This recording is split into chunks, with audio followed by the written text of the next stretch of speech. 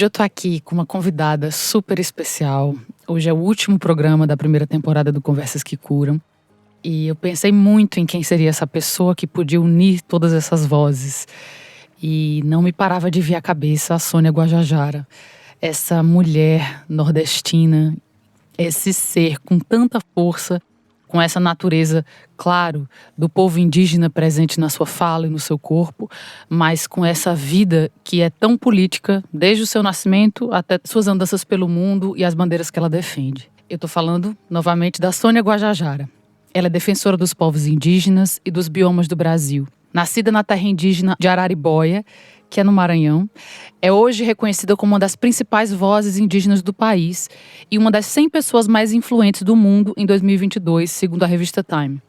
Ela é coordenadora executiva da Articulação dos Povos Indígenas do Brasil, a APIB, e ela é cofundadora da ANIGMA, Articulação Nacional das Mulheres Indígenas Guerreiras da Ancestralidade.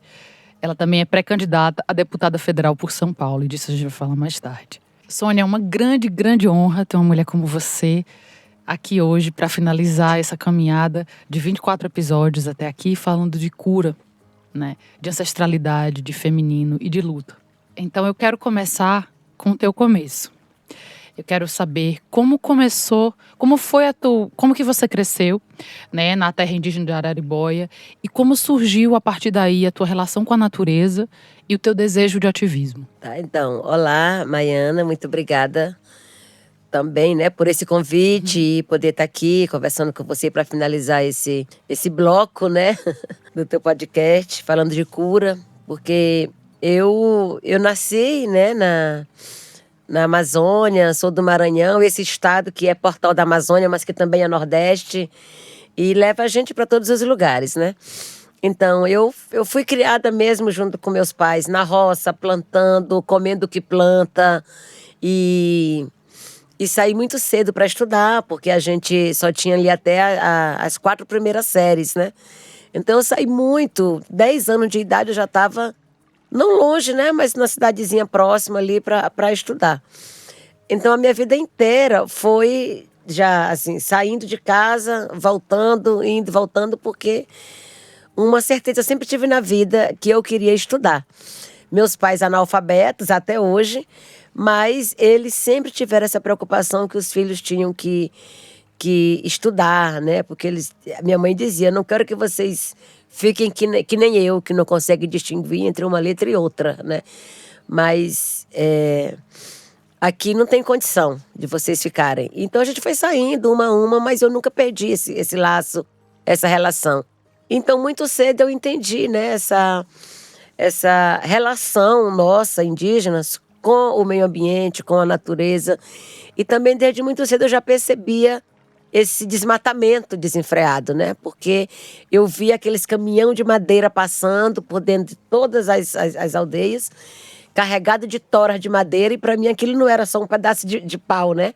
Era nosso ipê que estava indo embora, era o cedro, era o jatobá, era a sumaúma, né? As árvores que eu vivia com elas ali, que faz parte da nossa cultura, faz parte do canto, faz parte da festa que a gente faz até hoje, dos nossos rituais.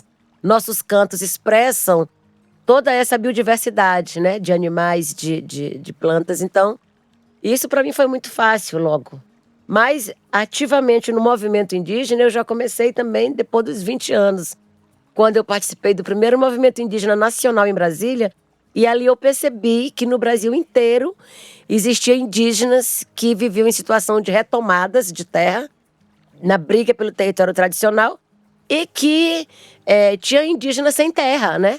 Então foi exatamente o Nordeste que me trouxe essa percepção, né? Os indígenas da Bahia, da Paraíba, de Pernambuco. E eu percebi neles, assim, que tinha uma luta pela terra muito grande. E aí foi nisso, né? Nesse dia que eu pensei, não, eu não posso mais voltar desse encontro sendo a mesma pessoa. Eu preciso fortalecer essa luta pela terra. E daí seguiu, né? Movimento indígena. Depois a decisão do movimento de entrar na política partidária e a gente também brigar por esse espaço, sabe? Posso te perguntar, qual é a principal diferença na visão que você sente da tua origem, da tua comunidade, da tua terra indígena de Araribóia para o mundo? Quando você vai para o mundo, que visão de lá você guarda que você acha que te formou? Olha, eu acho que quando você tá ali parece tudo muito natural, né? Você tomar banho no riacho, numa água limpa, você sentar na roda de conversa ali com as mulheres e ficar conversando, você ficar ali, parece que o tempo não tá passando, né? Tudo muito tranquilo, todo mundo ali sem essa loucura que é, né, aqui fora. E aí, quando eu comecei a viajar e percebendo essa coisa muito acelerada, você corre muito e parece que não tem tempo para nada, né? Porque você não consegue dar atenção para as pessoas, né, assim, de olhar para as pessoas e ficar ali, porque você está sempre correndo, sempre olhando pro relógio. Eu me lembro sempre o avô de uma amiga nossa, né, a Celinha Chacriabá, que Maravilhosa. ele dizia, antigamente não tinha relógio e as pessoas tinham tempo.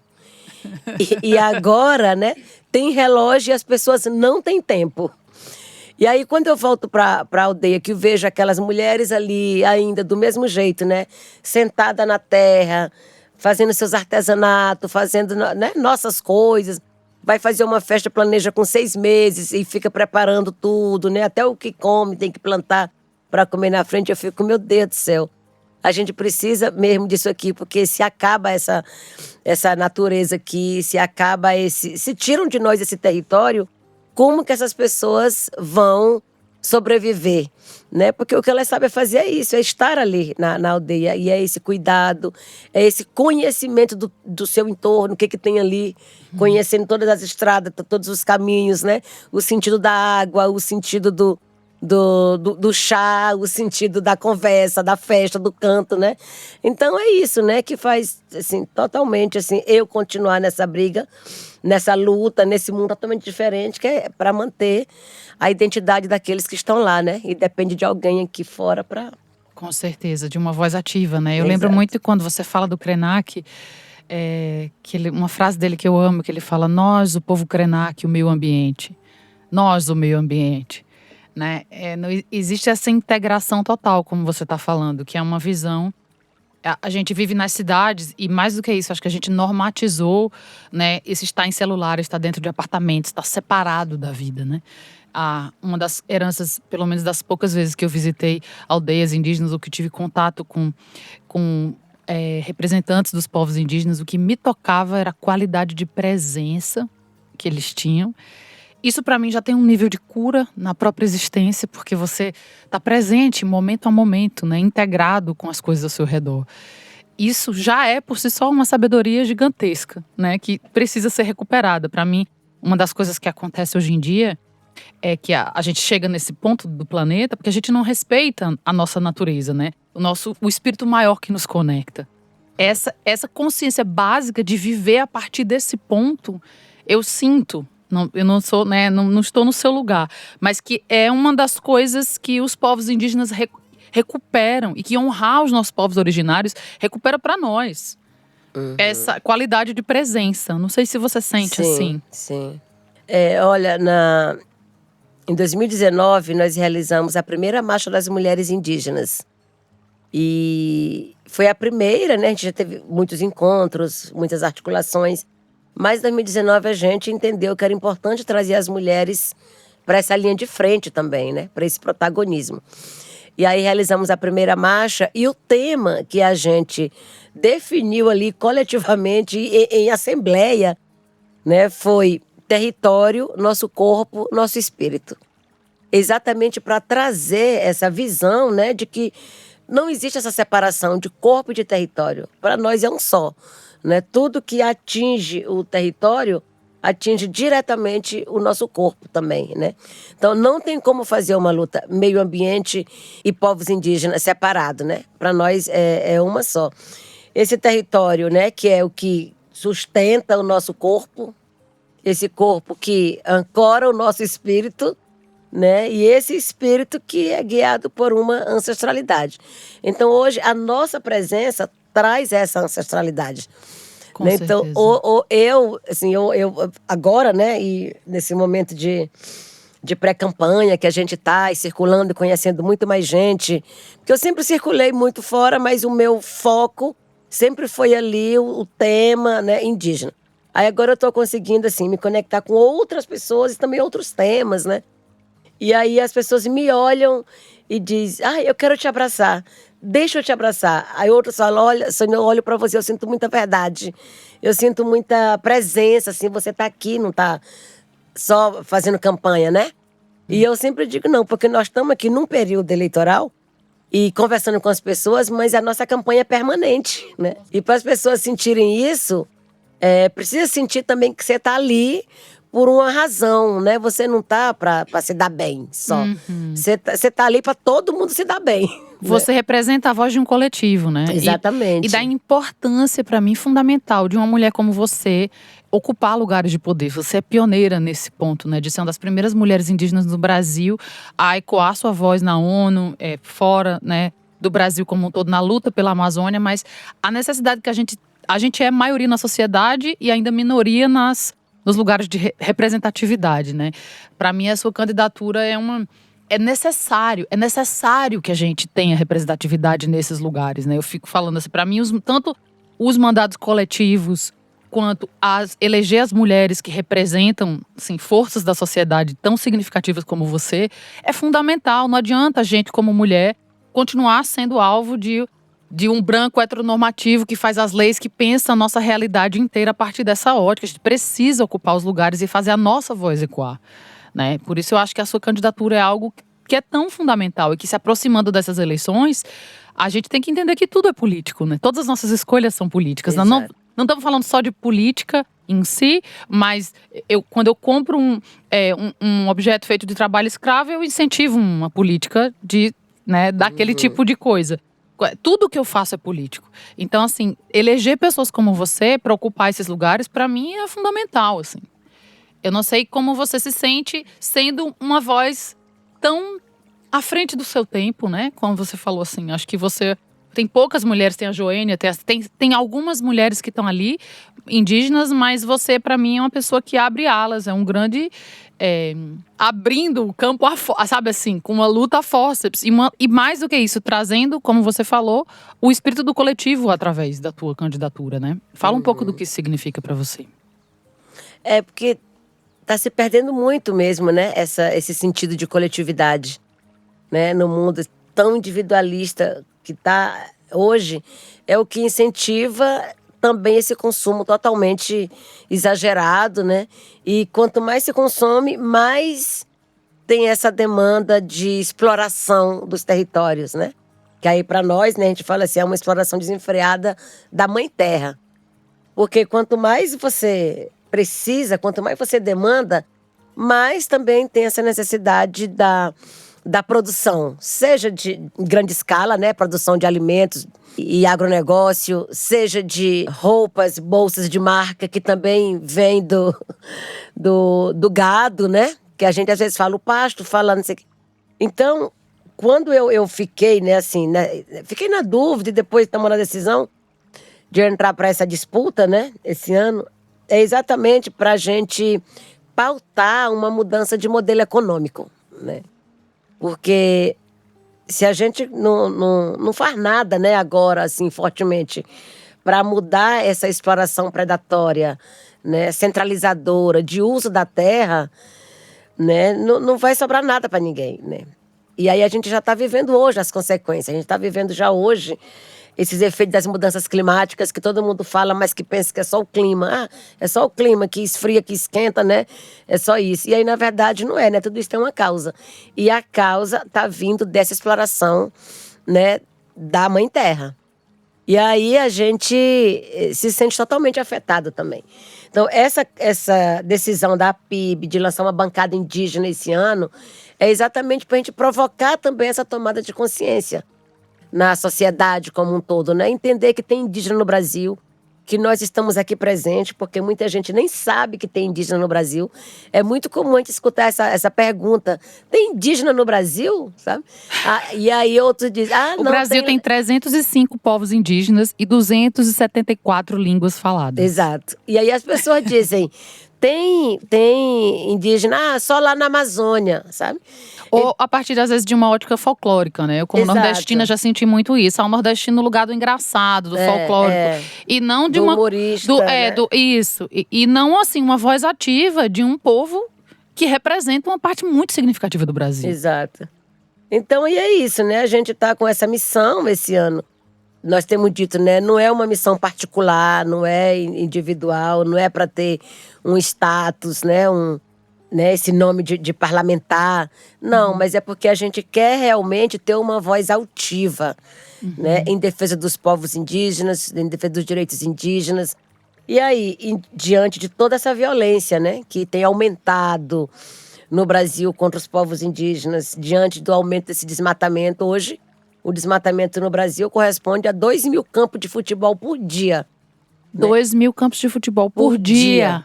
E isso também pode ser comparado, para facilitar para as pessoas, né, que é 5 vezes o tamanho da cidade de São Paulo, o que é desmatado por dia. Então, sabe, não é possível que isso siga dessa forma, né? Com certeza. Não é possível. E aí muita gente pensa que quem está na cidade, quem está em São Paulo, pensa que não tem nada a ver com isso, né? E aí a gente que está lá sente, nós somos os que mais protegem, somos os que mais estamos na linha de frente, mas os primeiros impactados. Mas esse impacto não fica só lá, né? Ele chega para todo mundo.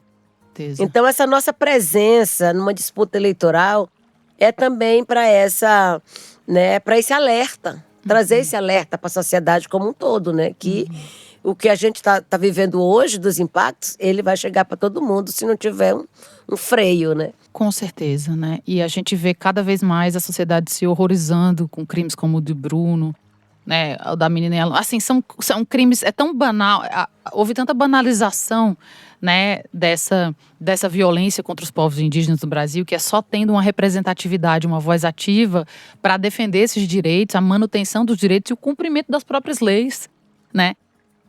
Que a gente vai conseguir mudar isso. Quando você fala da sua relação com o território, eu lembro muito de um filme que eu assisti no Festival de Brasília, eu nunca mais esqueci. O filme, não sei se você lembra, chama Martírio, do Vicente Carelli. Sim. Eu lembro que, assim, na época, por acaso, eu estava no júri do festival de longas e eu assisti aquele filme e não conseguia me levantar. Assim, você fica. Aquele filme tinha que passar nas escolas públicas do Brasil inteiro, né? Porque mostra muito claramente isso que você estava falando. Essa visão integrada que o povo indígena traz com a terra, a representatividade que a terra tem para o povo indígena e para os povos indígenas. E, na verdade, quando você vê que ele dá a câmera para eles se filmarem os conflitos e a relação que eles têm com a própria terra, você começa a entrar que eu acho que existe um grande problema também de base na nossa educação, por mais que existam leis que, entre aspas, obrigam o ensino da cultura afro-brasileira, da cultura dos povos indígenas, isso tudo ainda é muito incipiente, porque a gente não entende. Eu acho que eu, mesmo tendo alguma leitura ali, esse filme ele me localizou, sabe assim, no tempo e espaço da relação que os povos indígenas têm com a terra. E foi muito fundador, assim, para mim, dessa visão. Então, o que eu sinto é que existe, além dessa relação existencial com a própria terra, os meus antepassados estão enterrados aqui. Eu nutri essa terra, todas as culturas envolvidas no plantio, como isso interage com o planeta. Também tem a transmissão de uma visão que vai além da economia, por exemplo, assim, da visão do lucro econômico. Que eu acho que é uma visão que você representa como mulher, nesse sentido, onde a gente vive num mundo onde a gente pode desmatar uma área enorme diariamente para que uma pessoa tenha o lucro, né? E essa visão que foi normatizada de que, em nome do lucro de uns, a gente assume riscos ambientais enormes a cada tempo. Eu acho que a gente precisa mudar a visão que sustenta essas decisões. Porque enquanto cada um que estiver só querendo o lucro para si, essa visão ela não se implementa na realidade. Sim. Né? Assim, eu acho que o que a convivência, a interlocução, a chegada de vozes como você, em lugares como a ONU, em lugares como a política brasileira, em escalas cada vez maiores, né, que mais mulheres como você cheguem lá, traz pra gente o câmbio dessa visão de mundo. Não só uma representatividade, né, de um povo em si, mas um passinho a mais nessa mudança de visão, Eu não sei o que é que você sente em relação a isso. Como você falava, quando eu chego na minha aldeia, a minha relação é que eu tô no tempo, né? As mulheres estão ali vendo o pôr do sol, elas estão conversando, elas estão interagindo com a natureza, elas estão presentes. Eu não tô correndo, né? Me impondo uma narrativa fictícia para um lucro pessoal. Há um custo ambiental. Né? Eu tô integrado com as forças ao meu redor. Sim. Ana, eu acho assim, importante você citar o filme Martírio, né? E assim, é um filme que já foi feito há 10 anos, eu acho. Sim, Né? sim. Um pouco mais, talvez 10 anos, né? 12 anos. E ele traz a realidade total de hoje, da atualidade, sabe? Nesse momento aqui, Mato Grosso do Sul está num conflito igual tá no filme, igual. Nossa. Né? Lá na retomada Guapoí, que já está ali, né, sendo chamada de Massacre do Guapoí. E esse conflito, ele tá assim, ó, parece que ele tá se desdobrando, sabe? Tá em um ataque de capanga, de fazendeiros, 2 indígenas foram mortos comprovadamente, 4 desaparecidos e muitos outros feridos no hospital. Sabe, numa chegada assim da polícia, nesse caso ela foi da polícia, né, que chegou e foi para cima. E aí já na outra retomada próximo, veio os capangas, né? Anteriormente, 2 meninas tinham desaparecido lá, ficaram dias desaparecidas dentro de uma fazenda, sabe? E aí agora lá no sul da Bahia, com os Pataxó, né? Chegou de novo esses capangas atirando e falaram, nós vamos fazer aqui igual fizeram no Mato Grosso do Sul. Sabe? Então, esse martírio que está lá no filme é o martírio diário de muitos povos que vivem isso. E a sociedade aqui fora não conhece ou se escuta, banaliza, como você disse. Banaliza, porque naturalizou essa violência contra povos indígenas, contra a juventude negra, né, contra o povo da periferia. A polícia chega, mata e faz ali, né, uma chacina e pronto, tudo tem sua justificativa, né? Então, eu acho que a gente tem essa responsabilidade de tentar ir mudando, né, essa concepção de que eu imaginei, eu pensei que fosse uma sei lá, ou um assalto, ou um roubo, não sei o quê, e aí mata, né? E aí, essas pessoas que são suspeitas, tudo tem cor, tem nome, né? E geralmente é indígenas, é negro, é pobre. Então, isso está muito naturalizado, as pessoas não se comovem mais, né? E aí eu tenho falado muito isso. Até quando que essa violência não vai mexer com a sua sensibilidade, né? Então, o momento que nós estamos é esse, sim, né? Que um Brasil que tem um discurso de ódio, né? Forte. As pessoas que querem praticar atos de violência se sentem legitimadas, muito autorizados, né, a fazer isso, porque tem certeza da impunidade, né? A impunidade impera. E aí isso só promove cada vez mais essa violência, né? Então, esse assassinato, né, brutal que foi, Dom Philips e Bruno, aí fico pensando, meu Deus, por que eles foram mortos, né? Por que eles, né, foram assim silenciados, dessa né? forma, desse jeito? O que errado eles fizeram, né? O que errado eles fizeram? E aí, quando você busca, né, tudo, o que foi que eles fizeram? Estavam ao lado dos povos indígenas, estavam defendendo um território, estavam defendendo os povos isolados, né? Que no Brasil a gente tem, em média, 114 grupos de povos que vivem isolamento voluntário, né? São povos que não têm nenhum contato com a sociedade, nem mesmo com indígenas que estão no mesmo território. Então, Dom Philips e Bruno, eles faziam um trabalho de proteger o território onde, né, parte desse povo está. Porque ameaçado de madeireiro, ameaçado de garimpeiro ilegal, Pesca ameaçado ilegal. de caçadores, né? E aí eles faziam um trabalho de registrar esse entorno, né? E fazer esse livro para trazer essa denúncia pública para que o Estado pudesse agir com política pública de proteção e segurança para aquele povo, Então, o Bruno, ele era especialista em trabalhar com povos isolados, né? O povo que está lá dentro, eles não têm noção do que está acontecendo aqui. Não tem noção nem que estão ameaçados, porque onde eles estão ali na área, eles sentem que acabou a água, né? Que não tem mais água para ele beber, que o alimento que eles comiam está escasso. Mas eles também não sabem muito o que está acontecendo, né? Muito não sabem nada do que está acontecendo aqui. Então, a gente que está no movimento indígena, a gente que tem essa consciência, tem que fazer esse trabalho por nós e principalmente por eles que estão lá totalmente indefesos, né? E aí, você vê Bruno e Dom morrendo dessa forma, isso leva a outros também, ativistas, outras pessoas que estão do nosso lado, até às vezes a ficarem com medo, a recuar, diz, nossa, eu estou sendo morto, ou ele está sendo morto, estou sendo perseguido, porque eu estou fazendo uma coisa que precisa ser feita, porque o Estado não está, né?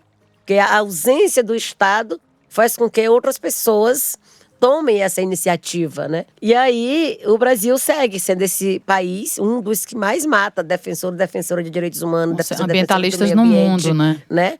Pois é, exatamente por conta dessa ganância que olha a terra como objeto. Olha a terra como recurso, né? Recurso econômico. Como objeto, não é uma riqueza, de negociação, exato. Né? Não é uma riqueza. Eu estou olhando para toda a realidade, olhando para como eu posso ganhar dinheiro, como eu posso lucrar com isso, e não o que é que eu posso oferecer, né? O que é que eu posso trazer. Olham os territórios indígenas, né? E essa luta que a gente trava para defender os territórios indígenas, para que o Estado garanta a proteção desses territórios, né? Para que não se derrube a floresta, para que não se derrube as matas, para que não se mate os animais dessa forma totalmente predatória, né? E aí eles olham para isso e são áreas improdutivas, né? O que é floresta em pé é chamado de árvores de área improdutiva. Não entendendo, não consegue ter essa capacidade de entender que o que é produtivo não é só o lucro, né? O que é produtivo é exatamente o que aquilo ali está garantindo para que todo mundo exista. Né? A floresta que está lá em pé, que garante o ar para todo mundo respirar, seja lá, seja aqui, seja em todo lugar, que garante ali as nascentes de água, que se seca tudo ali, seca também essas nascentes, né? É a floresta que está ali, que garante a chuva, que traz, a gente tem falado muito desses rios voadores, né, que tem na Amazônia, e que chega aqui em São Paulo por meio de chuva, transformado em chuva, né? Chega aqui e aqui cai a chuva e abastece os reservatórios de água, né, que leva água para casa das pessoas. Agora, me diga, né, quantas pessoas têm essa consciência dessa cadeia, né? Da onde que chega a água, né? Da onde que sai a água que chega lá na torneira da casa dele, né? Da onde que chega esse ar que a gente precisa para estar, né, respirando. Então, o povo não tem essa conexão, não tem. Então, eu acho que hoje o que falta é isso, né? As pessoas terem essa consciência. Essa visão, né, do todo. Essa visão de que, né, as coisas que estão na cidade, assim, dessa forma, que o lucro, né, isso não garante a vida. Não é o lucro, não é a ganância, não é essa exploração que vai garantir a vida. Ter pessoas em lugares de poder que vão proteger essa visão de mundo. Exatamente. Porque essa visão precisa ser protegida, porque ela é uma contra todos, né, assim, existe uma luta aí que a gente tem que acho que a gente tem que pesquisar, ler, entender todas as mulheres que estão se candidatando, os mandados coletivos, todas essas forças que estão oferecendo mudanças reais para a nossa política, porque ocupando esse lugar, a espiritualidade, o ativismo da luz, ele precisa ser político também, em algum nível, né? Senão a sociedade não muda, né? Eu queria te perguntar uma coisa para a gente ir finalizando a nossa conversa. Duas coisas. Uma, que quais são dicas práticas de no dia a dia a gente trazer essa floresta, né? Como o Krenak falava, nós, o meio ambiente. Mesmo nós, estando nas cidades, como que a gente integra essa visão de mundo? Eu queria ouvir de você dicas práticas ou pequenos insights de como a gente pode recuperar essa floresta no nosso coração, no dia a dia. Você falou bem certo que a gente está agora, né, também trazendo para a nossa convocatória. 2019 a primeira marcha, 2021 nós fizemos a segunda marcha das mulheres indígenas. A segunda marcha teve como tema Mulheres Originárias Reflorestando Mentes para a Cura da Terra. Que lindo! É lindo isso. E na marcha, a gente lançou uma iniciativa, né, que assim, foi pensada por mim, mas que foi compartilhada com todas as mulheres, que assumiu, né, a gente ampliar essa iniciativa, que chama Reflorestar Mentes. Reflorestar Mentes. Reflorestar Mentes. Então, o chamado que a gente faz hoje é exatamente esse, né? Chamando toda a sociedade, toda a humanidade para o Reflorestar Mentes. Que aí é isso, né? Você vai reflorestar o seu pensamento, vai reflorestar o seu coração e as suas ideias, né? Nós estamos reflorestando as nossas mentes também a partir dessa disputa eleitoral. Nós estamos com uma bancada indígena e com o recorte mulher indígena. E para as mulheres nós estamos com a bancada do cocá. E a gente fala, né? Tire seu preconceito do meio que eu vou passar com o meu cocá. Maravilhosas! Mulheres indígenas no poder, né? Vamos levar o cocá para o Congresso Nacional para a boiada não passar. Sabe? Então, para nós, esse ano 2022 é fundamental que as pessoas conheçam e apoiem as candidaturas indígenas. Porque não basta só dizer, precisa, mas cada um individualmente, isso sim, cada um individualmente pode apoiar. Né? Então, no ano eleitoral, totalmente desafiador, difícil, né? E vai se ficar ainda muito mais acirrada essa disputa daqui para frente. É preciso que as pessoas não só achem bonito a participação indígena, né? Mas que trabalhem para eleger candidaturas indígenas. Com certeza. Né? Nós estamos com várias mobilizações em curso também contra o marco temporal, né, que está no Supremo Tribunal Federal, contra o PL 490, que está lá no Congresso Nacional, aprovado já na CCJ, a qualquer momento vai para a Câmara, né? Esse projeto de lei inviabiliza todo e qualquer processo da marcação de terra indígena. Tem o 191, que é esse que autoriza a mineração em terras indígenas. Né? Tem o 2633, que é esse que premia grileiros de terra. Que é legitimar todo o crime que a gente está vivendo. É o pacote da destruição. E aí, né, quando a gente fala hoje de medidas práticas de apoio, para mim é conhecer tudo isso que está tramitando no Congresso Nacional, se juntar à luta dos povos indígenas, apoiar as organizações indígenas, seja nacional, seja regionais, que aí cada um pode se conectar a partir do lugar que está, né? Apoiar essas mobilizações, seja compartilhamento nas redes, seja criando, assumindo posicionamentos, colocando a sua cara também do lado dos povos indígenas, seja apoiando as vaquinhas online financeiramente, porque se não tiver também esse apoio financeiro, a gente não consegue garantir as mobilizações, né? E sabendo que tudo isso que a gente defende, o resultado não vem só para nós, né? A nossa luta beneficia todo mundo. Né? Então, nesse momento, é muito importante que as pessoas conheçam mais da nossa luta, das nossas candidaturas, né? E apoiem, né, a luta indígena, que nós temos várias frentes. Aí nós estamos nessa frente política agora, né, com essas candidaturas. Nós temos a Jornada das Mulheres Indígenas, que estão em caravana pelo Brasil, fazendo esse debate também eleitoral, fazendo o debate do combate à violência de gênero, fazendo o debate do papel das mulheres indígenas frente às mudanças climáticas, né? A sociobioeconomia das mulheres indígenas. Então, nós temos sempre muitas frentes, assim, né? Em movimento. E é importante as pessoas conhecerem e estar junto, né? Nós temos a APIB, Articulação dos Povos Indígenas do Brasil, tem o nosso site. E temos a AMIGA, que é a Articulação Nacional das Mulheres Indígenas Guerreiras da Ancestralidade. Que aí são as duas nacional, né? Conectada com as regionais, com as estaduais e com as territoriais. Então, a partir das nossas organizações, todo mundo está convocado, né? Para o Reflorestar Mentes. Que lindo! Maravilhoso. E eu quero te perguntar, o que te cura? Se você tem algum canto, algum livro, alguma coisa para onde você retorna para se curar? Para o território. No território tem canto, no território tem presença, e no território tem ainda água limpa, que a gente não encontra mais em São Paulo, né? No estado de São Paulo, sendo o estado dos rios, mas os rios totalmente, né, inutilizados. E quando você vai pra aldeia, né, você sente muito isso, né? E pra mim o que me cura sempre é a água. Tem algum canto que você lembra, que você gosta? Ai, meu Deus, tem, mas eu não, Você se sente à vontade? eu não sou muito boa de… Ah, mas eu queria tanto ouvir. Não, pra eu cantar, eu preciso estar no outro momento. Tá bom. Péssima, Vou aguardar a segunda temporada pra você vir aqui cantar também. bom. Tá bom? Então, pra terminar a nossa conversa, eu quero também indicar um livro que pra mim foi muito marcante. É A Queda do Céu, do Davi Copenaua, né? E tem duas frases que ele fala que pra mim marcam um pouco da nossa conversa, que é: o que fazem os brancos com todo esse ouro? Por acaso eles o comem? Eu acho que vocês deveriam sonhar a terra, pois ela tem coração e respira.